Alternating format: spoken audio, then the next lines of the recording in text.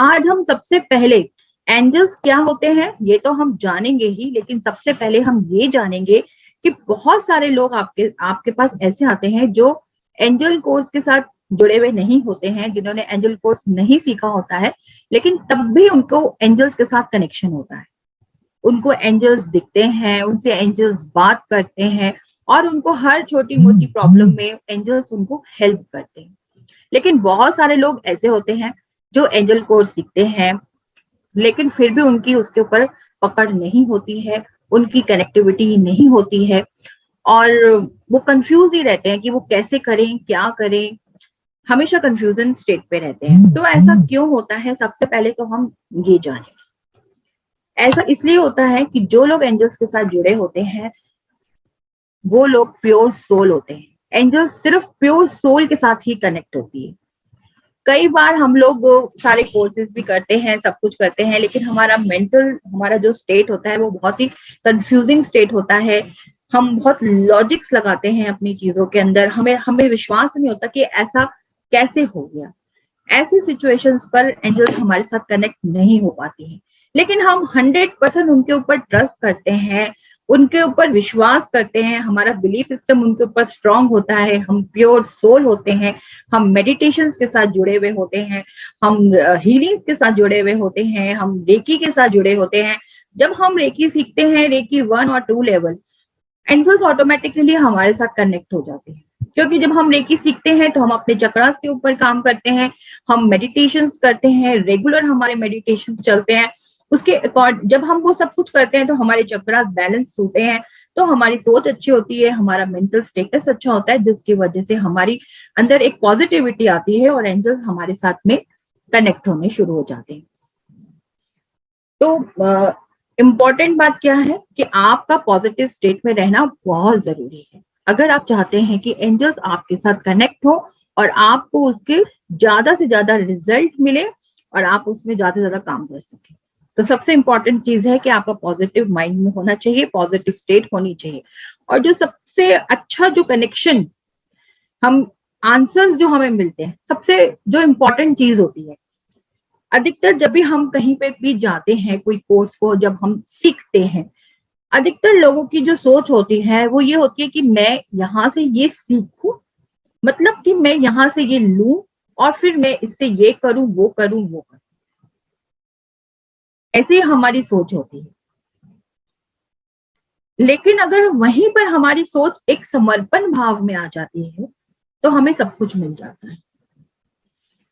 Normal हम मंदिरों में भी जाते हैं तो भगवान से प्रार्थना करते हैं, हमारे को ये दो, हमारे को वो दो, हमारे ये प्रॉब्लम है, हमारी वो प्रॉब्लम है।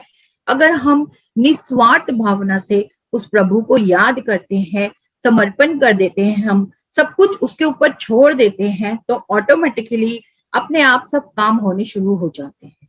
तो समर्पण की भावना होना बहुत जरूरी है अगर आप चाहते हैं कि एंजल्स आपके साथ कनेक्ट हो या कोई भी पॉजिटिव एनर्जीज आपके साथ कनेक्ट हो। तो समर्पण होना बहुत जरूरी है। समर्पण मतलब आपने पूरी तरीके से एंजल्स के ऊपर छोड़ दिया, ईश्वर के ऊपर छोड़ दिया। कई बार आप देखेंगे ऐसा कुछ होता है कि हमारी एक जिद होती है, हमारी एक जिद होती है कि हमको ये, हमें ये चाहिए, हमें ये चाहिए, हमें ये चाहिए, और हम उसके लिए बहुत मेहनत करते हैं, इधर उधर जाते हैं। कई बार हम लोग नेगेटिव चीजों में भी चले जाते हैं, ऐसी कुछ विद्याएं होती हैं वहां पे भी चले जाते हैं कि हमारा ये काम होना ही चाहिए, होना ही चाहिए। आप देखेंगे कई बार हमारा वो काम हो भी जाता है, लेकिन हम उस काम को होने के बाद हमें उस काम का सुकून नहीं मिल पाता, हमें जो उसका रिजल्ट मिलना चाहिए हमें वो नहीं मिल पाता। लेकिन हमने उस चीज को मांगा तो according to law of attraction वो चीज हमको मिली, लेकिन वो चीज हमारे काम की नहीं है। तो ऐसी चीज में अगर आप उसको समर्पण कर देंगे, आप ईश्वर पे छोड़ देंगे, एंजल्स पे छोड़ देंगे, उनसे प्रार्थना करेंगे कि जो आपको हमारे लिए बेस्ट लगे आप वो कीजिए, मैं ये चाहता हूं, लेकिन जो आपको लगता है कि मेरे लिए सही है वो आप करें। जब ऐसे आपके मन में भावना आनी शुरू हो जाएगी ना, तो एंजल्स ऑटोमेटिकली आपके साथ कनेक्ट हो जाएंगे। लेकिन जैसे मैंने आपको बोला कि कुछ लोग बहुत जिद्दी होते हैं, वो अपनी जिद पकड़ लेते हैं कि ये काम होना ही चाहिए, होना ही चाहिए, होना ही चाहिए, तो इसलिए वहां पर उनका कनेक्शन नहीं बन पाता। क्योंकि अगर कोई बच्चा भी होता है ना हमारे घर में, अगर वो बहुत जिद करता है, बहुत जिद करता है बहुत, तो हम उसकी कुछ रिक्वायरमेंट्स को पूरी कर सकते हैं, पर हम उसकी 100% रिक्वायरमेंट्स को पूरी नहीं कर सकते। तो हम भी उनके बच्चे ही हैं, ठीक है ना।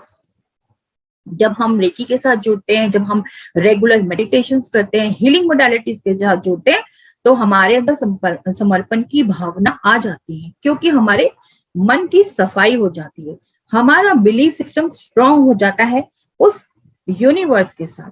हमारी जो सोल होती है वो प्योर सोल हो जाती है। लेकिन जो लोग लॉजिकल माइंड के साथ चलते हैं उनके साथ में प्रॉब्लम आती है। तो ये चीज को बहुत इंपॉर्टेंट रखने वाली चीज है। सेकेंड पॉइंट ये होता है कि हमें अपने सबकॉन्शियस माइंड को ट्रेन करना पड़ता है।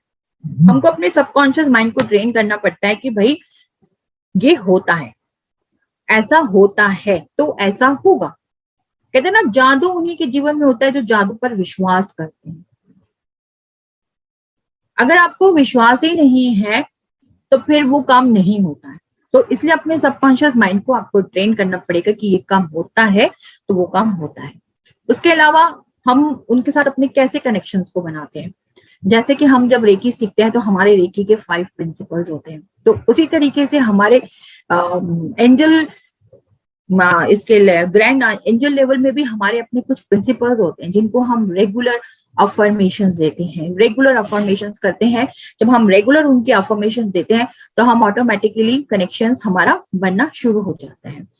उसके अलावा हमारी फूड हैबिट्स, हम लोग अपना फूड के ऊपर हमें अपना ज्यादा से ज्यादा ध्यान देना चाहिए। अब हम लोग इंडिया में रहते हैं, इंडिया के अंदर वेजिटेरियन आप बहुत इजीली आपको प्रोवाइड हो सकता है, लेकिन तब भी हम नॉन वेजिटेरियन की तरफ जाते हैं। बहुत सारे लोग होते हैं जो नॉन वेजिटेरियन खाते हैं, जो अल्कोहल लेते हैं, इस तरह की चीजों को यूज करते हैं, तो फिर वहां पर आपके साथ एंजल्स कनेक्ट नहीं होती। लेकिन अभी आप देखेंगे कि दिसंबर 1993 के अंदर जो एक रिसर्च हुई थी उसके अकॉर्डिंगली अमेरिका के अंदर सबसे ज्यादा लोग हैं जो एंजल थेरेपी में विश्वास करते हैं, एंजल थेरेपी को मानते हैं। आप सोचिए कि इतना बड़ा एक स्ट्रॉन्ग देश एंजल्स को मानता है। पॉइंट कहने का ये है कि अमेरिका के अंदर नॉनवेज बहुत चलता है ना, बाहर विदेशी कंट्रियों के अंदर नॉनवेज बहुत चलता है। कुछ और खाने का जो सोर्स है वो वेजिटेबल्स कम है, नॉनवेज वहां पे ज्यादा लोग यूज करते हैं। लेकिन वो एक भोग भूमि है और हमारा जो हिंदुस्तान है वो एक कर्म भूमि है। हमने अपने कोई ऐसी कर्मास करके हम हिंदुस्तान में पैदा हुए, तो हम पहले ही ऐसे कर्म करके आए हैं, तो परमात्मा ने हमें कर्म भूमि में भेजा है और वहां भी हम नॉन वेज खा के अपने कर्म और खराब कर रहे हैं, या अल्कोहल लेके या कुछ भी इस तरह की चीजों को यूज करके अपने कर्मास को और ज्यादा खराब कर रहे हैं।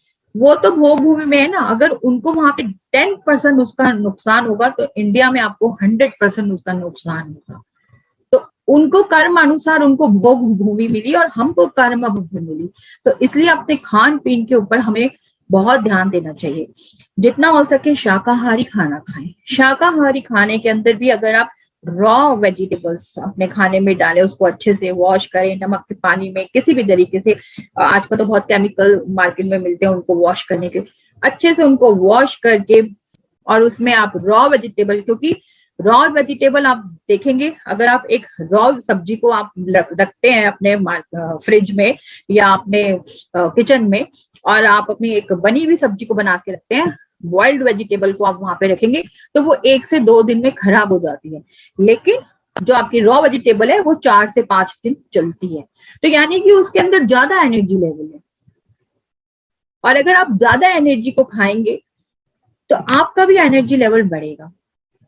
और जितना आपका एनर्जी लेवल अच्छा होगा, आपका ऑरा अच्छा होगा, आप पॉजिटिव होते जाएंगे, आपकी सोच पॉजिटिव होती जाएगी।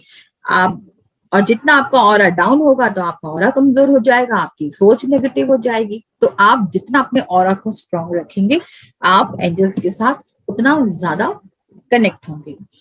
और दूसरा